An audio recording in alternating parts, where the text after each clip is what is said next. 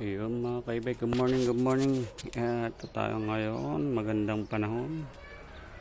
Ayan o, tingnan nyo naman yung mga ulap. Bughaw na bughaw. At medyo maaraw ng konti. Ayan, so dito tayo ngayon sa aking mini repair shop. Bahay na ginawang repair shop. Ayan, yan, e-bike repair. So, yan o. Meron tayong pahanginan. Ayan, tapos re-repair tayo ngayon ng ating dynamo ng single. Aking binaklas yan.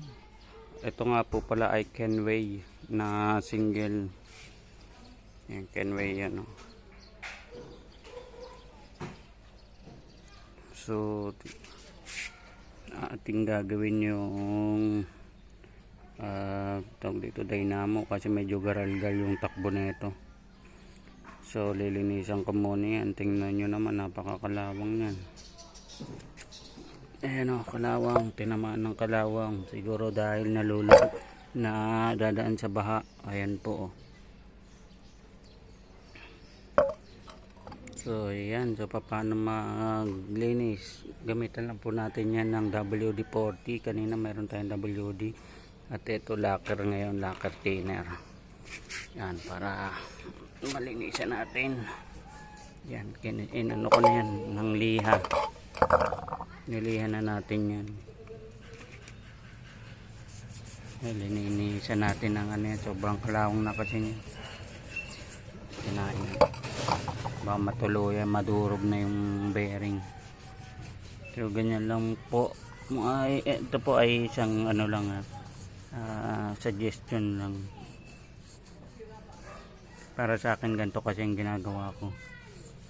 Yan, linisin muna ng WD-40, lihahin, tapos brushin ng lacquer thinner.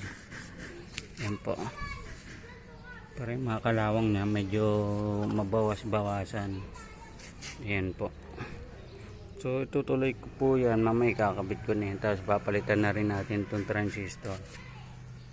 Yung transistor niya, ni-reading ko yan, medyo mataas na yung resistance niyan. Dapat dyan nasa 0.6 lang po, 0.6 600 pababa.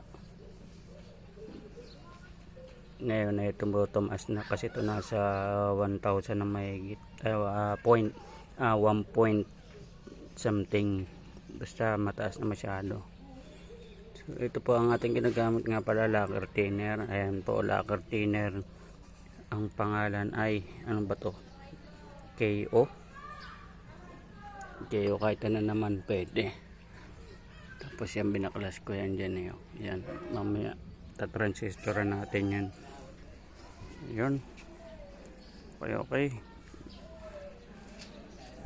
Ito nga pala ang ating naka-ready na transistor. Ito po.